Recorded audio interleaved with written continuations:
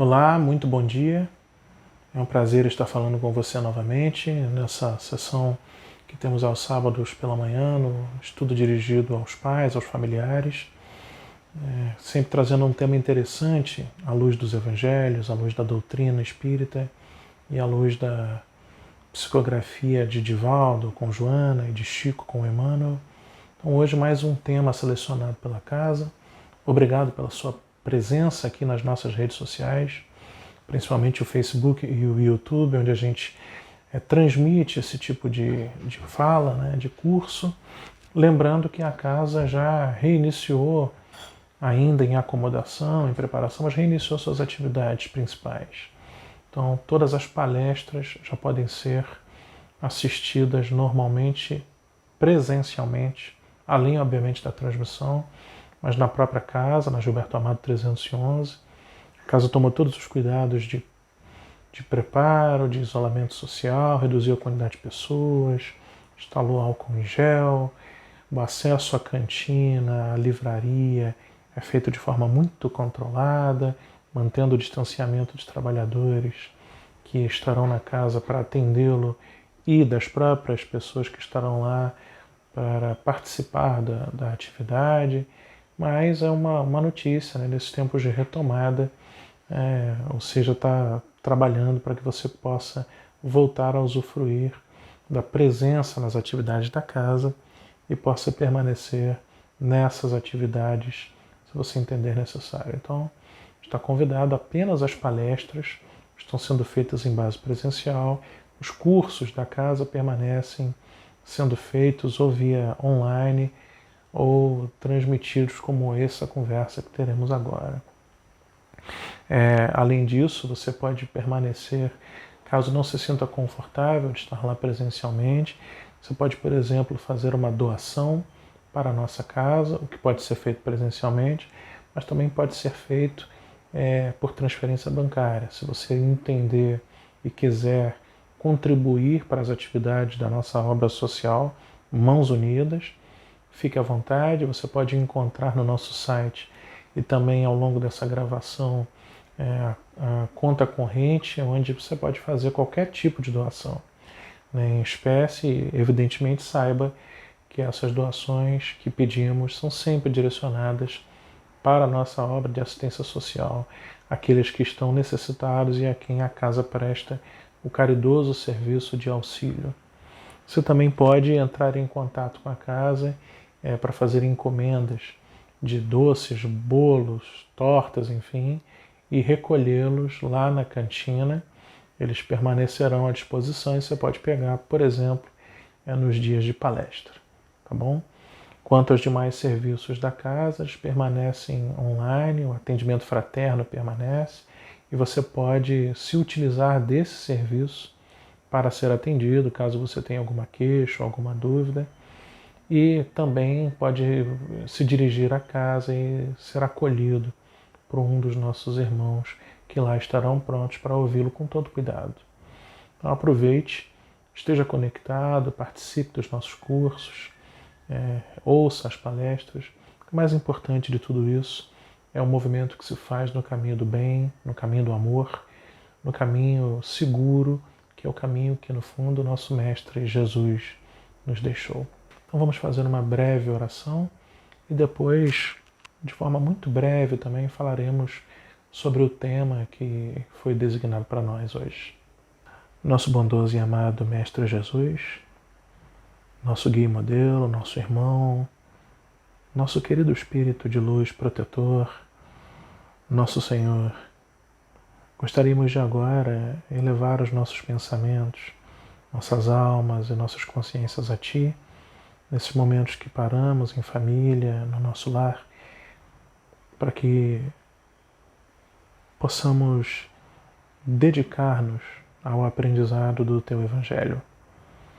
E também, bondoso Mestre Jesus, pedimos que o Senhor possa se conectar conosco, possa acolher as nossas almas, possa receber-nos em Tua morada de amor e de luz, e possa enviar às nossas casas e nossos lares os Teus mais dignos e amados trabalhadores do bem, para que junto com o Senhor possam nos atender, possam nos ajudar, possam nos intuir e nos ajudar a compreender os nossos principais problemas e desafios, e que nós possamos, nesses momentos, enquanto refletimos à luz do Teu Evangelho maravilhoso, sermos conduzidos a um estado de profunda paz e tranquilidade, como o Senhor nos ensinou. Que essas reflexões produzam em nós o entendimento correto e o movimento correto no sentido da perfeição e da luz. E que a cada dia, a partir dessas reflexões, começando por agora, possamos estar caminhando juntos contigo, nosso Senhor Jesus Cristo, e junto com os teus. Nos conforta, nos revigora, e apesar de sabermos que o Senhor nunca nos abandona, que nós possamos sempre estar contigo. Fica conosco, Mestre. Graças a Deus.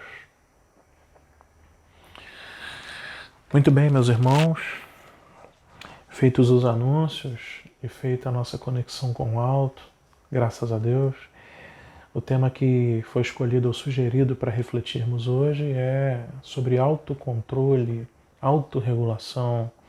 Na realidade, a ideia de, ao nos relacionarmos com os nossos semelhantes, e aqui falaremos um pouco sobre as relações familiares, é que tenhamos o sentimento de controlar os nossos ímpetos, controlar as nossas emoções, controlar as nossas intenções.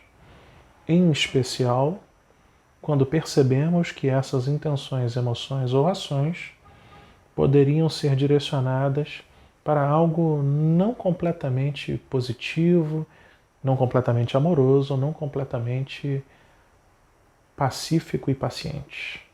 E nós vamos, ao longo dessa pequena fala, tentar comparar justamente as atitudes mais enervadas ou coléricas, esse é o nome que encontramos no Evangelho, com as atitudes de paciência e de amor, de calma e de serenidade, de tranquilidade e de paciência. Porque esse comportamento, esse tipo de atividade, ou esse tipo de relacionamento baseado nessas condições de calma, de paciência, é o pensamento ou é a atitude encontrada nos Evangelhos. E é interessante nós observarmos, e aqui vamos fazer algumas comparações, que não é simples ou não é fácil termos autocontrole e autorregulação naturalmente. Pelo menos não é para mim e talvez não seja para você, ou não é para a maioria de nós. É comum nos depararmos, quando fazemos uma reflexão do nosso dia, com algum tipo de palavra mal proferida, algum tipo de gesto mal feito, eventualmente algum tipo de pensamento inadequado, algum tipo de emoção não controlada. E depois que a gente emite as nossas palavras, ou que a gente faz nossas ações, é muito comum se arrepender. Mas aí já é tarde. Uma vez falado algo, feito algo, não é possível voltar atrás. Aí partimos para outra possibilidade, a possibilidade do pedido de perdão, da reconciliação, mas isso é muito mais trabalhoso. E é interessante observar que esse comportamento do autocontrole, ou da autorregulação, regulação no sentido de regular as atividades, as atuações, as emoções, ele demanda um esforço contínuo. E aqui é o primeiro ponto sobre o qual nós vamos falar. Geralmente, quando estamos no momento em que algo parece que vem a nós, nos atinge e produz uma reação imediata, negativa, impulsiva, agressiva, neste momento não é o momento adequado de desenvolver o autocontrole. Porque no calor das emoções é muito difícil se controlar. O momento adequado para desenvolver o autocontrole, a autorregulação, o equilíbrio é um momento fora da situação de calor, de emoção, de dor. E muitas vezes isso se faz percebendo essas reações no nosso próximo, no nosso semelhante, no nosso familiar, no nosso colega de trabalho, no nosso marido, esposa, companheiro, companheira, filho, filha, tutelado, tutelada, e extraindo dessa situação o aprendizado podemos trazer para a nossa realidade e para a nossa atividade a verdadeira motivação correta no relacionamento com o próximo. Então, geralmente, a forma eficaz de se alcançar o autocontrole é, antes de uma situação que o demande, na percepção das relações que temos ou das relações que vemos, identificarmos de que forma o autocontrole é eficaz e trazermos essa possibilidade, esse movimento, essa capacidade para a nossa realidade diária, para que quando necessitemos enfrentar uma situação em que o nosso controle ou equilíbrio é colocado à prova, nós possamos aí sim elaborar o autocontrole. Ninguém chega num dia de uma corrida e corre 15 quilômetros. A pessoa se prepara antes, para que naquele dia a coisa aconteça. E, sobretudo nós que temos uma visão reencarnacionista, podemos acreditar que espíritos que somos, estamos sendo colocados em circunstâncias para o desenvolvimento da espiritualidade que somos, ou seja, do conjunto de patrimônio espiritual que acumulamos e que, portanto, apresentamos diante das situações da vida, muitas e muitas vidas anteriores, em muitas ou durante muitas vidas. E isso não é diferente na atual. Nós só estamos passando por um novo estágio, onde essas questões são colocadas novamente à nossa disposição, para que nós possamos exercer autocontrole. Isso nos coloca diante de duas leituras espiritualmente mais profundas e mais adequadas. A primeira delas é que as circunstâncias que nos desafiam em autocontrole são oportunidades do seu próprio desenvolvimento, do desenvolvimento do autocontrole e, portanto, do nosso desenvolvimento espiritual. Portanto, devem ser aproveitadas como tal. E a segunda consideração e mais importante é que isso é conversa para quem quer elevar-se espiritualmente. Porque é da natureza do espírito o exercício do autocontrole. Porque, ora, estamos em circunstâncias materialmente, socialmente, fisicamente tais que não estivemos antes, e provavelmente não estaremos depois. Mas o patrimônio do controle do espírito pode ser exercido antes, agora e depois. Basta que a gente se desenvolva nesse sentido. E, repito, não é uma tarefa simples, nem uma tarefa fácil, mas é uma tarefa que demanda a percepção do ambiente, a vontade, o desejo da produção desse movimento e o exercício interno para alcançarmos isso. Eu gostaria de lembrar de que forma isso pode ter sido encontrado em alguns textos interessantes, e depois vou trazer à luz, obviamente, outros textos comentados que nos dão uma boa ideia de como a gente tem tentado desenvolver esse controle há muito tempo e de como é fácil perdê-lo, ou não manifestá-lo, ou não aproveitar as circunstâncias que temos para desenvolvê-lo. E é natural isso, é tão natural, porque a nossa doutrina maravilhosa nos coloca diante da perspectiva de que todos nós, ainda num nível em que não temos uma elevação espiritual total ou profunda, nas nossas relações, não raro provocamos uns aos outros dor, raiva, dificuldade, porque ainda lançamos mão de mazelas espirituais que temos em nós. Nós ainda somos orgulhosos, egoístas, eventualmente mentirosos, arrogantes. E o outro, diante dessa nossa reação, reage mal. Ou dessa nossa ação, reage mal. A questão aqui é que o autocontrole, como vamos observar, não tem a ver com a ação do outro sobre nós, mas tem a ver com a reação que nós produzimos diante daquilo que entendemos ser o correto. É como se desenvolvêssemos a capacidade de blindar-nos, de colocar ao redor de nós um vidro muito grosso, chamado paciência, para que tudo aquilo que bata não em nós, mas nesse vidro, e se dissipe. E nós, como que dentro dessa proteção, desenvolvamos uma reação de serenidade, de calma, de paciência, de espera. Observe de que forma isso pode ser encontrado na leitura do próprio texto evangélico. Vamos nos utilizar do nosso querido médico grego Lucas, o evangelista, que narra de forma mais profunda, mais detalhada, alguns relatos interessantes da vida de Jesus. E no capítulo 9, os 8, 9 primeiros capítulos de Lucas demonstram grande parte do ministério de Jesus. E os outros capítulos de Lucas mergulham num nível de profundidade ainda maior, de detalhes interessantes da sua vida, através da narrativa, do olhar helenístico, do olhar interessado na divulgação disso para todas as comunidades, que é o olhar de Lucas, da comunidade de Lucas, da comunidade de Paulo, na verdade. Em Lucas, no capítulo 9, nós começamos a sentir uma narrativa de Jesus que se encontrava na região norte e que, como vamos ver aqui, tinha interesse em descer ao sul. Chama a atenção no que acontece no versículo 29.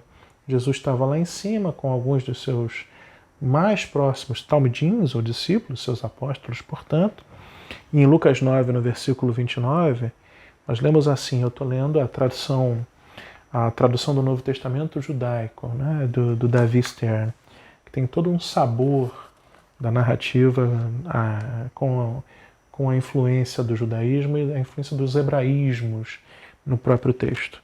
Em Lucas, no capítulo 29, narra assim, cerca de uma semana depois de Jesus ter dito essas coisas, o que ele falava antes, ele levou, aqui está Kefa, Iocanã e Iacov, ou seja, Pedro, João e Tiago, consigo, e subiu a um monte para orar.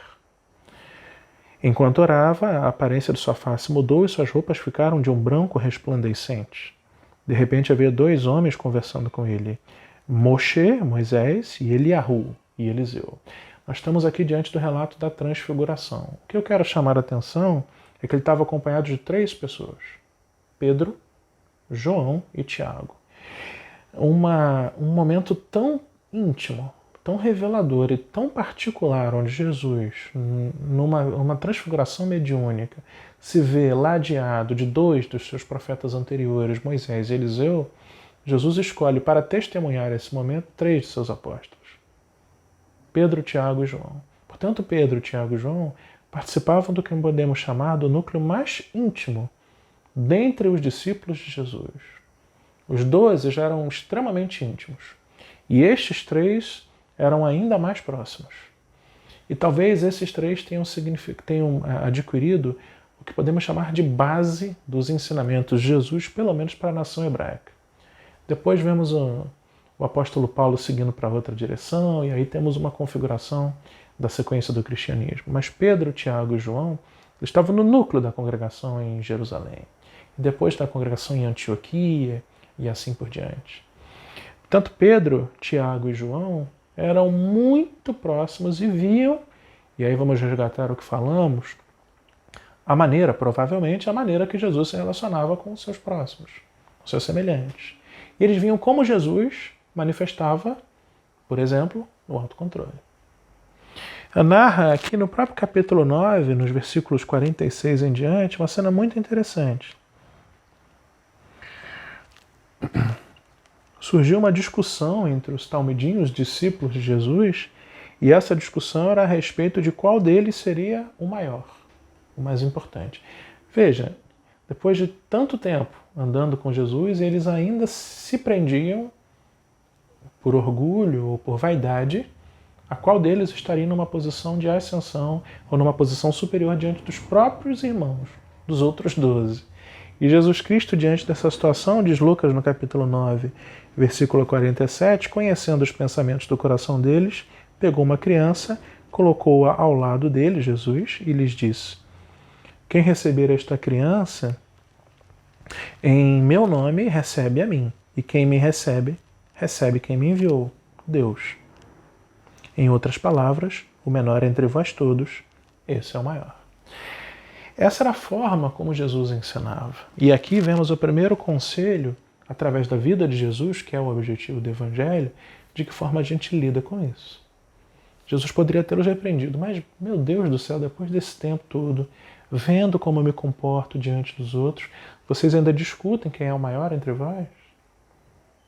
Eu já não falei que o menor entre vós será o maior no reino dos céus? E que aquele que quiser ser elevado, exaltado, será, na verdade, humilhado? A resposta de Jesus não foi essa.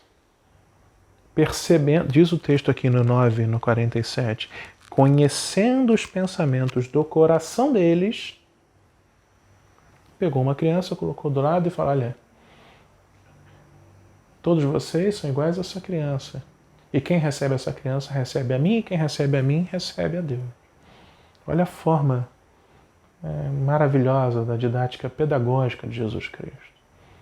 Então Jesus pode ter tido, pouco provável, mas pode ter tido algum tipo de questão, mas Jesus tinha uma característica muito interessante, a gente vai falar disso aqui.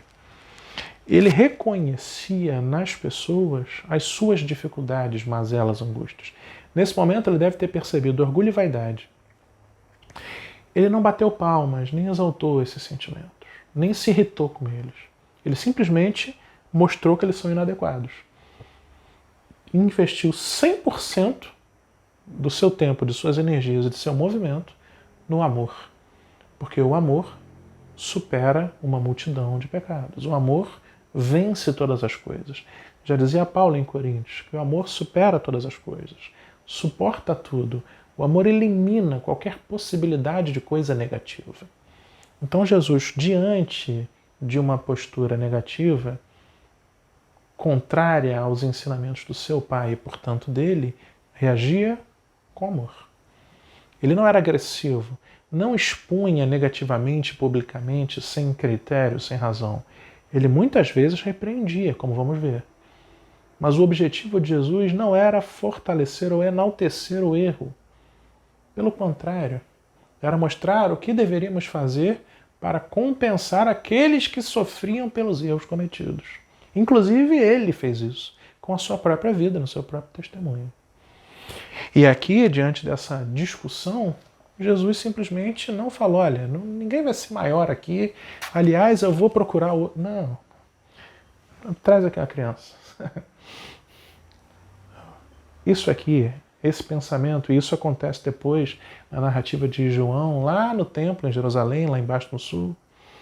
Jesus fala: olha, ele pega uma criança, coloca no colo e fala: quem tiver a mentalidade pura, simples, humilde, curiosa, infantil dessa pequena criança, é que vai herdar o reino do meu Pai. Ele usa essa mesma metáfora, né? Então vejam como Jesus reage, como Jesus é equilibrado. Ele é lúcido, ele é sereno, ele é manso. No Sermão da Montanha foi o que ele falou: sede pacificadores, sede mansos, porque eles herdarão o reino dos céus. Então já vemos aqui a forma como Jesus coloca para nós o posicionamento diante daquilo que a princípio seria reconhecido como algo negativo. Continuando no relato de Lucas, lembra que aqui estavam todos discutindo quem seria o maior, inclusive provavelmente Pedro, Tiago e João. Agora tem um versículo interessante aqui no 9, no 51, logo a continuidade da narrativa. Jesus começa a manifestar ali uma característica. Ele já começava a falar que algo ia acontecer com ele, a tornar público para o seu núcleo de apóstolos, e começa a desejar se dirigir a Jerusalém, já se encaminhando para o final do seu ministério terrestre.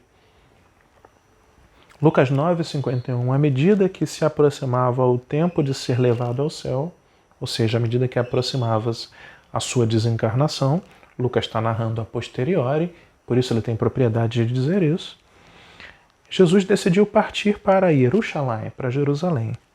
Ele enviou alguns mensageiros à frente do seu núcleo de apóstolos, que entraram em uma vila de Shomron, Samaria, a fim de preparar todo o necessário.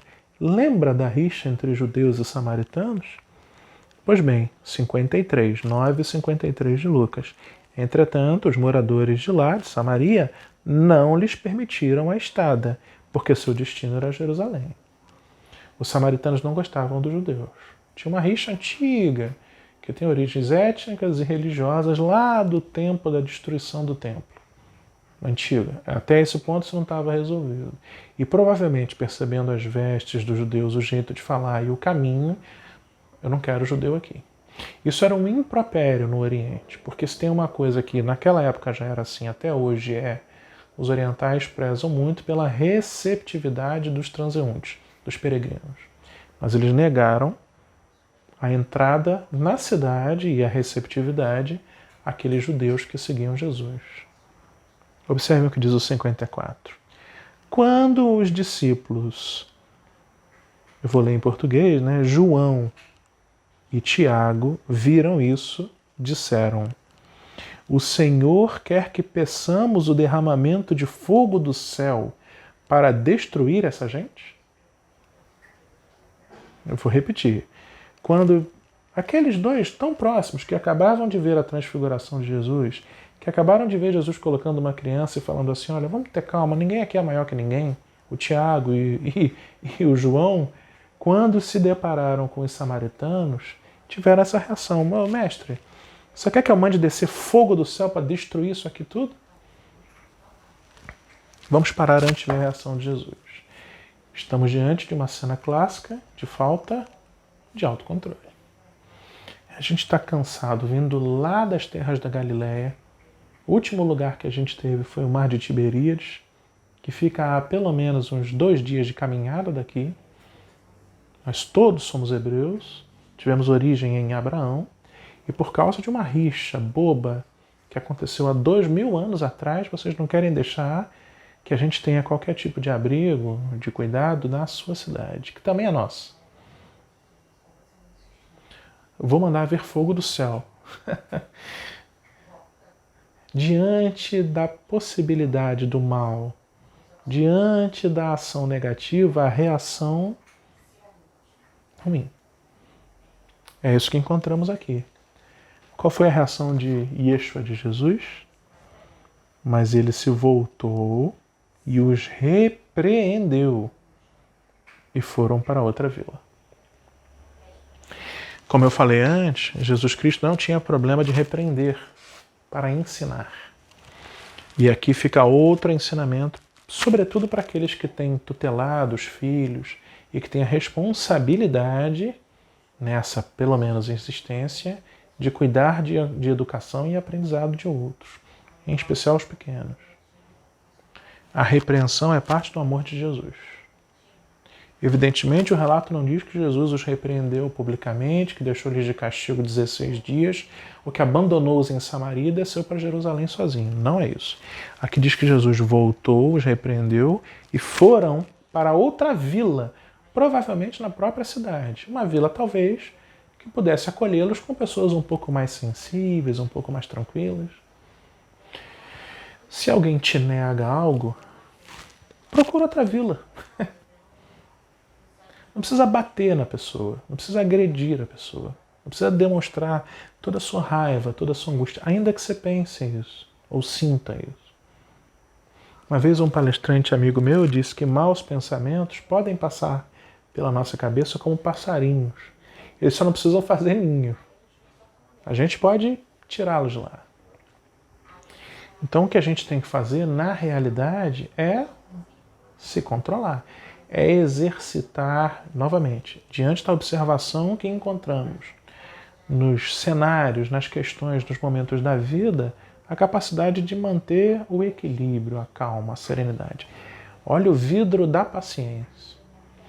Nós seremos colocados diante de circunstâncias que testarão a nossa capacidade de sermos controlados e equilibrados.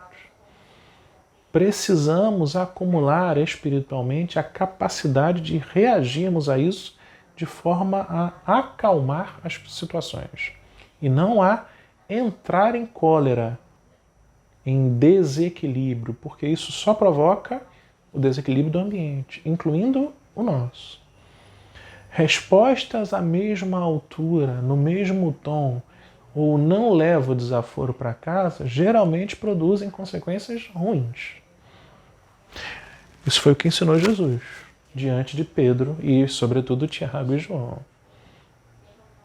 Quando Jesus chega lá embaixo, no sul, na Judéia, ele diante do templo, percebe como aquelas pessoas são. E à exceção de um único relato,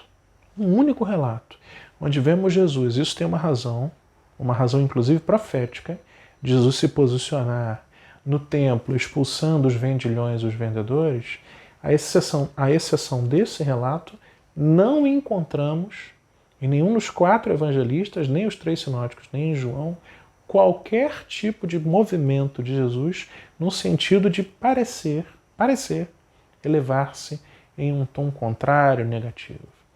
Isso parece indicar alguma coisa, né? O que isso indica é que a gente não precisa pegar a espada e sair gritando para mostrar que o sentimento de amor profundo não cabe numa situação. A gente não precisa se deixar levar pela ação do próximo. A nossa reação deve ser no sentido de eliminar o mal. E é muito curioso, nós vamos ver agora 2 textos de 2 grandes escritores que demonstram que o autocontrole, na realidade, é uma conversa consigo mesmo. A ideia da metáfora do vidro, né? E por isso é um sentimento espiritual, porque independente do corpo que você tem, da família onde você nasceu, da língua, do idioma que você fala e da cultura que você está, você será provocado para demonstrar uma postura de controle, de equilíbrio, porque isso é essencial do espírito. E se nós ainda não desenvolvemos isso, e estamos desenvolvendo, é papel da nossa encarnação trabalharmos isso. E isso é uma conversa profunda, porque isso é de nós conosco mesmos. Porque independente da atividade do outro, o nosso autocontrole é uma capacidade que nós temos de não reagir. O outro não afeta necessariamente, ele provoca, mas ele não afeta a nossa reação. A nossa reação é decisão nossa. É decisão nossa. Nós escolhemos reagir e a forma como vamos reagir. Equilibrada, mansa, serena ou desequilibrada, agressiva. Isso é uma escolha nossa. E quando a gente retira do outro, do que o outro fez, a capacidade de regular a nossa reação, nós trazemos toda a responsabilidade para nós. É o primeiro passo para a gente se controlar. É admitir que o controle é nosso. A gente não pode controlar o que o outro nos faz. Mas a gente pode controlar a nossa reação a isso. E a sugestão de hoje é que a gente tenha uma reação equilibrada, uma reação controlada. Aliás, da mesma forma que a percepção nossa em relação a isso, nos ambientes da vida ao nosso redor, deveria nos ensinar a reagir de forma mansa, certamente aqueles que nos observam podem retirar conclusões da nossa atitude, sobretudo na vida familiar. E aqui, novamente, entramos com a responsabilidade que tem aqueles que cuidam do desenvolvimento de filhos, filhas tutelados e tuteladas. Porque é nos gritos do pai, da mãe, do esposo, da esposa, do tutor, diante de uma reação ainda que negativa de alguém, que o menor aprende que essa é uma reação possível, natural e, portanto, adequada. Mas é quando aquele percebe que, apesar de ter recebido um dardo, um soco, uma facada, ele calma e respira fundo e fala: ok, vamos resolver isso mais tarde, vamos acalmar aqui. Isso geralmente provoca um choque e não raro provoca no outro uma reação desconcertante. Desconcertante. E os menores estão vendo. Os menores estão vendo. Assim como Jesus usou o seu comportamento pedagógico para ensinar os talmidim, compete a nós usarmos o nosso comportamento para ensinar aqueles que, nascendo depois de nós, portanto na esteira do desenvolvimento, aprenderão conosco. Porque é assim na humanidade, a gente aprende uns com os outros. E já partindo aqui para uma leitura de conclusão, eu gostaria de convidá-los a ler um texto na pena de Francisco Cândido Xavier, nosso querido irmão Francisco Cândido Xavier, o Chico, no livro Amigo, e o nome, maravilhosa a mensagem, chama-se Calma e Fé. Calma e Fé. Na pena de Emmanuel, Francisco Cândido Xavier, no livro Amigo, no capítulo 11, Calma e Fé. A mensagem é grande, eu vou ler aqui alguns trechos, mas ela reforça, e aqui eu vou ler duas mensagens que reforçam esse comportamento, esse tipo de postura, esse tipo de atitude, que deve nos ajudar a desenvolver diante da ação, propositalmente, repito, uma reação de redução de temperatura, de calma. Isso se relaciona com a fé. Emmanuel, escrevendo por Chico, nessa mensagem, começa assim: realmente, não te será possível deter as vítimas da precipitação. Ou seja, as ações precipitadas dos outros sobre você, sobre mim, sobre nós, não estão sob o nosso controle, em muitas vezes. A menos que a gente suma do ambiente. Nem sempre isso é possível. Aqui é alguém que clama intempestivamente por dias melhores sem fazer qualquer esforço. É uma ação que podemos perceber, receber e falar: pô, pelo amor de Deus, né? Você está pedindo alguma coisa, mas não faz nada? Reação de acusação. Ali é o amigo que desiste de tolerância e se desequilibra no espinheiral da irritação. Pô, tem calma, meu amigo. Pra que tá gritando? Peraí, tem-se... Diante da irritação, uma reação de julgamento. Mais adiante é o doente, exigindo a própria cura em poucas horas, depois de organizar campo adequado para a longa enfermidade que o aflige. É aquele, por exemplo, que foi tabagista durante 50 anos, que precisa se ver livre de uma doença respiratória em 18 minutos. Olha como a própria emissão da minha fala nesse exemplo que eu mesmo estou trazendo já embute uma reação de julgamento, uma reação até de negação, de um posicionamento contrário à pessoa que tem esse tipo de ação. É o que Emmanuel está dizendo. Nós somos assim. Nós somos assim. E aí ele fala assim, olha, lembra-te, porém, de que a ansiedade negativa, por si só, nunca serviu a ninguém. Portanto, a velocidade, a ansiedade de reagir, de julgar, de desferir algo contra uma postura que é negativa, não ajuda a ninguém. A aflição inútil quase sempre, diz Emmanuel, apenas mentaliza alucinações suscetíveis de piorar quaisquer problemas, já de si mesmos graves e complicados. O que Emmanuel está querendo dizer aqui é que a postura no sentido de reagir mal a alguma coisa, mesmo que seja má, e na maioria das vezes é, porque só reagimos negativamente a coisas muito ruins, na nossa percepção são ruins, só pioram aquilo, coisas que já são graves e suficientemente complexas em si.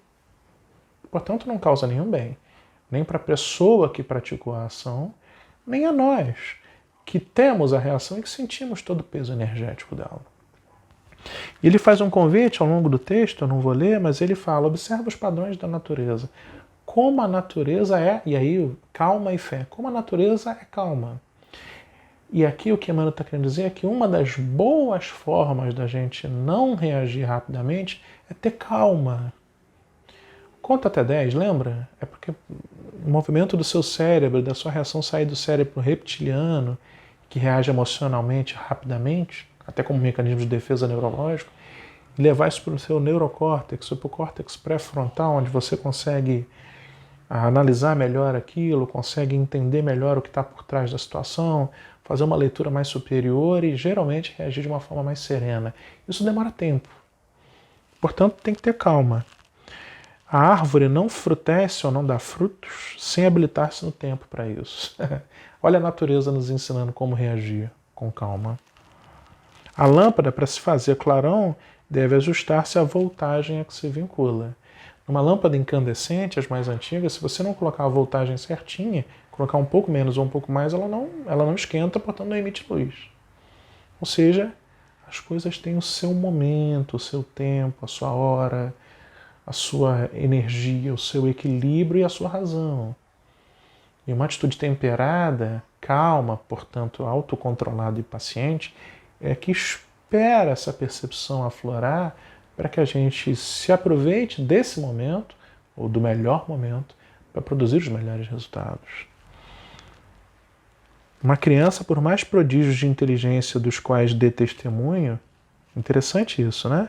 Somente abraçará determinadas responsabilidades quando o tempo lhe acrescente madureza ao raciocínio. Os seus filhos, aqueles que os têm, ou os tutelados, só terão a maturidade dos 30, dos 35, dos 40, quando tiverem 30, 35 e 40. Seu filho, portanto, só vai produzir atos maduros quando ele for maduro. Esperar dele uma postura dessa quando ele tem 2 anos, criança é criança. Às vezes a gente com 40 ainda não está maduro o suficiente e demonstra atitudes infantis. Se Deus fosse esperar a nossa maturidade espiritual depois de um conjunto X de encarnações e reagisse mal à forma como nós manifestamos a propriedade espiritual que temos, ou da mesma forma que agimos com nossos familiares, esperando que eles tenham uma demonstração qualquer, que pela nossa impaciência ou imprevidência acreditamos que já deveriam manifestar, se Deus manifestasse isso dessa forma, nós não estaremos mais existindo. Mas Deus é paciente. Paciência é essa, calma é essa que a gente também tem que ter. Emmanuel diz assim, nas provas com que te defrontes, conserva a serenidade da paciência, para que te sobreponhas aos impactos inevitáveis do sofrimento que na Terra comparece no caminho de todos. Não tem jeito, nós vamos ter ações e vamos precisar do vidrão da paciência, da calma, da serenidade. Nós vamos precisar controlar as nossas reações para que produzamos aqui o bem no caminho de todos. Porque diante de nós haverá raiva, tristeza, ódio, maledicência, maldade, mentira, todo tipo de problema. Não será um comportamento adequado, agradável, reagir de forma intempestiva, negativa a isso. Diz Emmanuel para concluir nessa mensagem, se não consegue estabelecer a harmonia e a segurança no íntimo dos outros, podes claramente guardar a calma e a fé no próprio coração. Bonito, né? Calma e fé, onde ele discute justamente essa temática, né, da calma, da necessária calma, para autocontrolar as nossas reações diante daquilo que nós recebemos das experiências da vida. E eu gostaria de, já concluindo, já encaminhando para o nosso final, trazer uma nova mensagem, uma outra mensagem no livro Encontro da Paz, Encontro de Paz, na psicografia também de Francisco Cândido Xavier. Encontro de Paz é um livro de diversos autores, mas eu trago mais uma mensagem de Emmanuel. No capítulo 2 desse livro, Encontro de Paz, existe uma mensagem com o sugestivo nome Brinde para Jesus. Que bonito, né? Brinde para Jesus. E Emmanuel resgata essa temática de como a gente, pelo fato de estarmos vivendo na matéria e pelo fato de estarmos vivendo a nossa encarnação, recebemos das diversas circunstâncias às quais nos expusemos na vida e na encarnação, recebemos diversos estímulos para que as nossas reações sejam trabalhadas à luz do autocontrole, da calma, da paciência. E ele narra como, de fato, às vezes, somos convidados a perder o controle. Numa medida pedagógica, numa medida instrutiva, numa medida de desenvolvimento da nossa espiritualidade, porque, repetimos, esta conversa de controle e de calma é uma conversa que tem que ver com a nossa realidade espiritual, com o nosso patrimônio espiritual, com aquilo que somos essencialmente, e da forma como nós nos posicionamos diante daqueles que também são espíritos, nossos irmãos, nossos semelhantes, e que nas interações podem produzir ações conosco que podem nos estimular a uma reação negativa. Mas esse é o convite, né? O exercício da calma, de pegar esses estímulos e retrabalhá-los, ressignificá-los, como diz a moderna psicologia, e entender que compete a nós, no controle das nossas reações, não reagirmos de forma destemperada, descontrolada. Olha o que diz Emmanuel, então, no Brinde para Jesus, capítulo 2 do livro Encontro de Paz, do Chico. Na existência terrestre surgem momentos tão aflitivos em certas circunstâncias que mais vale dissolver as nossas reações na luz do entendimento ante o silêncio do coração que expô-las verbalmente, traduzindo-as nos lábios sob a força do raciocínio. Olha o que Emmanuel está dizendo. Às vezes nós estamos em situações encaradas por nós como tão aflitivas, em certas circunstâncias, diz Emmanuel, que é melhor a gente pegar as nossas possíveis reações e dissolvê-las na luz do entendimento. Olha que construção linda. A consciência deve fazer com que a gente perceba aquela energia negativa surgindo a nossa reação e ela tem rapidamente que dissolver essas reações, entendendo que não cabe a nós, nesse momento da nossa vida espiritual, lançarmos essas reações, traduzindo-as verbalmente nos lábios sob a força do raciocínio. Às vezes temos que parar esse raciocínio, essa força, e segurar a nossa reação. Por quê? Olha o que Emmanuel diz. Basta, às vezes, semelhantes ocasiões decorrem de provações particulares da vida íntima, como se, olha as causas disso, a atitude impensada de pais queridos, e ele vai narrando diversas possibilidades de ações que sofremos e que nos provocam essas reações. E que, como diz Emmanuel no parágrafo 1º, nós devemos dissolvê-las à luz do entendimento, melhor do que colocar nos lábios e verbalizar essas razões que a gente acredita que tem diante dessas ações. Que atitudes são essas? Atitude impensada de pais queridos, que muitas vezes provocam uma reação ruim. Quem não reage aos nossos pais? A ofensa de filhos bem-amados? A hora de lágrimas, de incompreensão de que partilhamos perante o companheiro ou a companheira? Olha só, olha o que Emmanuel está dizendo, onde essas coisas acontecem. O prejuízo que procede do associado de trabalho ou de ideal, olha de onde vêm as ações que geram os momentos críticos, aflitivos, e que nós temos que usar a luz para dissolver as nossas reações. O desapontamento que um amigo nos cause, o menosprezo oriundo da indiferença de companheiros que relacionávamos por tesouros na felicidade da vida, é de onde a gente menos espera. A deserção dos seres queridos, a luta pela conquista da compreensão com aqueles que respiramos o mesmo clima espiritual, companheiros de fé, da casa espírita, da igreja, do templo, do salão. É de lá que nós vamos receber essas ações. São semelhantes. Lembra de Tiago e João? Andavam dentro do núcleo apostolar de Jesus. Não, eu quero ser o maior, hein? O maior sou eu. Não, sou eu. Era de lá que vinha. Quer que eu mande descer fogo do céu, Senhor? Não. Calma. Por que não, então, esperarmos essas reações dentro do nosso núcleo familiar, dentro da nossa comunidade espiritual ou religiosa, no trabalho, na escola, no filho, no pai? É dali que virá. Mas Emmanuel, ele fala uma coisa muito interessante, e a gente vai gastar um tempinho aqui. Nessas horas de crise, é o penúltimo parágrafo desse texto, em que tudo parece conspirar contra nós, e em que a nossa própria palavra, se for expressa, nada mais conseguirá que complicação e mais luta para a vida dos outros. Vamos parar um pouquinho aqui.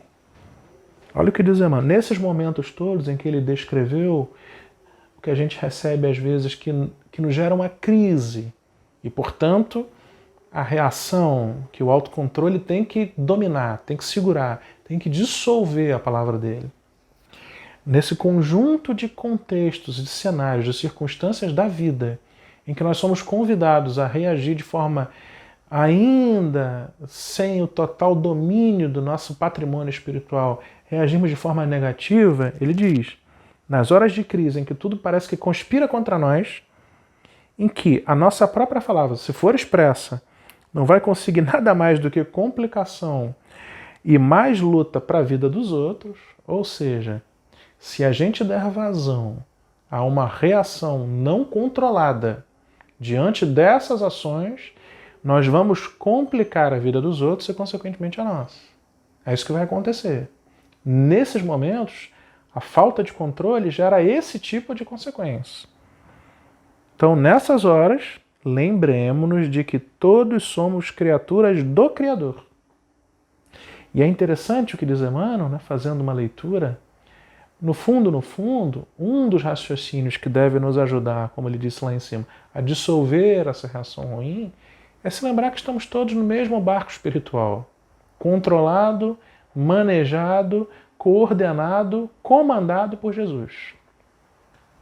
Mas que nós, os tripulantes dessa nave Terra, estamos no mesmo nível espiritual e causamos uns nos outros essas mesmas crises, ou esses mesmos conflitos. E em muitos momentos somos nós que provocamos nos outros estas ações e que geramos neles o impulso das reações. E que se não houvesse o autocontrole do lado de lá, provavelmente nós sofreríamos as mesmas angústias, as mesmas dificuldades que ora podemos evitar controlando as nossas próprias reações. É só inverter o papel. E diz Emmanuel, né? Somos criaturas do Criador. E ofereçamos um brinde para Jesus, ele justifica o tema do capítulo. Que brinde é esse? De quem todos somos tutelados na terra. O brinde da paciência para com todos aqueles que nos criem provações e problemas. É como se a gente estivesse numa ocasião falando, Mestre Jesus, nosso tutor, um brinde a todo o arcabouço de conhecimento que o teu Evangelho nos legou. Um brinde ao que aprendemos de Lucas, um brinde ao que aprendemos da vida dos apóstolos, que em tantas confusões se enfiaram por não ter autocontrole. Eu brindo, Mestre Jesus, aquilo que tu nos rendeu, mantendo uma postura controlada das minhas próprias reações diante dessas ações que ora eu manifestava e que agora, ao sentir, eu reconheço em ti a necessidade de me controlar. Esse é o brinde para Jesus, a proposta de Emmanuel. Reconhecendo que os objetivos da evolução se nos resumem na formação da felicidade de todos, em louvor de todos. Acendamos pelo menos pequenina chama de amor no próprio coração. E ele conclui belíssimamente dizendo assim, e com semelhante luz, trabalhando e servindo sem precipitação e sem desânimo, aguardaremos em paz a intervenção infalível das leis de Deus. É prova de confiança em Jesus e em Deus, em última instância, quando nós mantemos uma postura de calma, de serenidade, de paciência. Aquele vidro grosso que falávamos que nos protege das reações, dissipando as reações internas que só vão causar problemas.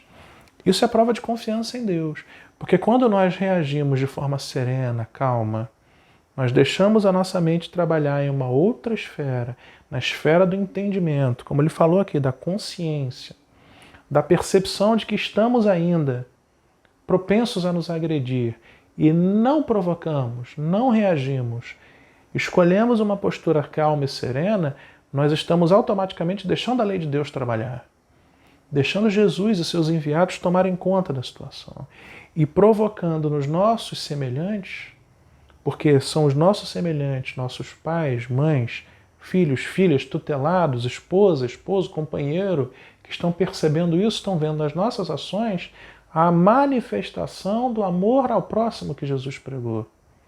E é essa manifestação que os ensinará através do nosso comportamento.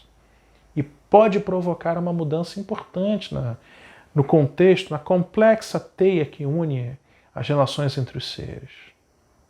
E tudo baseando-se na lei de Deus, que ora se manifesta e que conserta qualquer coisa, ela vai ter muito mais aplicabilidade.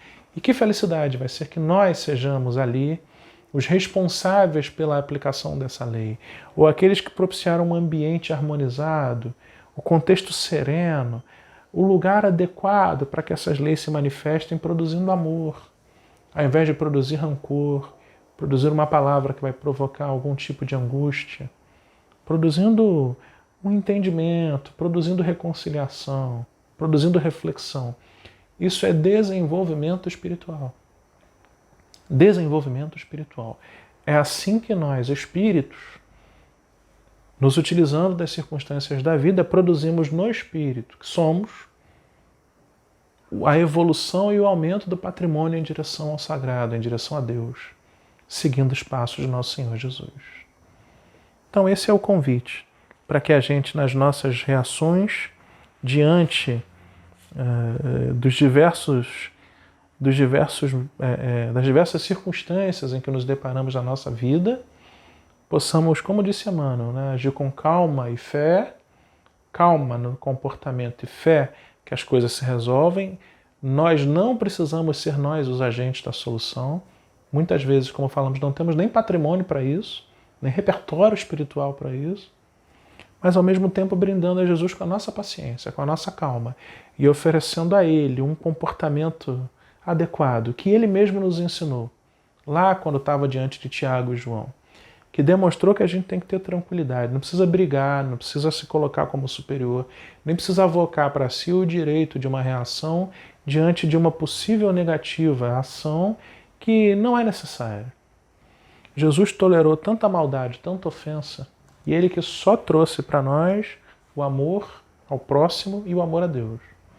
E nem por isso Ele podia, avocou para si o direito de espírito superior, puro como era, de ter um tratamento melhor. Ele compreendia o que estava ao seu redor.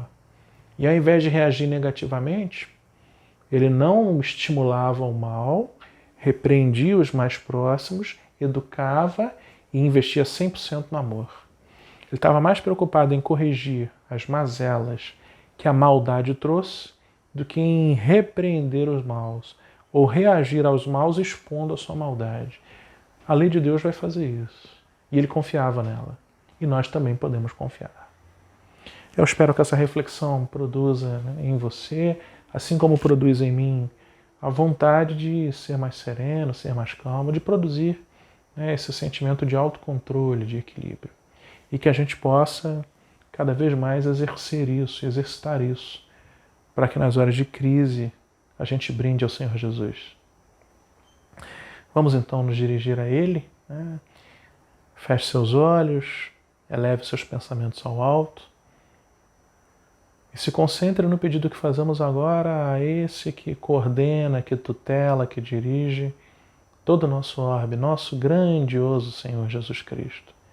Te agradecemos, Senhor Jesus, rendemos-nos antes de mais nada à Tua moradia espiritual, acessamos ao Senhor, pedimos licença para chegar até a Tua casa, e pedimos que o Senhor, com essa luz maravilhosa que ilumina-nos com o Evangelho, que essa luz chegue às nossas residências, às nossas famílias, a nós próprios, que ela inunde os nossos corações, as nossas casas, aqueles que agora ouvem essa palestra conosco, aqueles que se deixam levar pelos ensinamentos do Evangelho, aqueles que se esforçam para se controlar, aqueles que querem que o Evangelho seja colocado em prática no seu coração. Mestre Jesus, que o Senhor possa se aproximar de nós à medida que nós nos movimentamos em Tua direção. Que o Senhor permaneça conosco, porque sabemos que sempre está.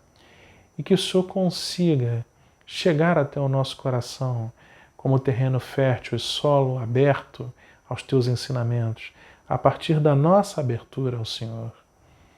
Nos ajude, Mestre Jesus, a entender Teu Evangelho, a perceber a profundidade dos Teus ensinamentos e nos conduza, Mestre Jesus, ao entendimento do nosso querido e grandioso Pai Celestial.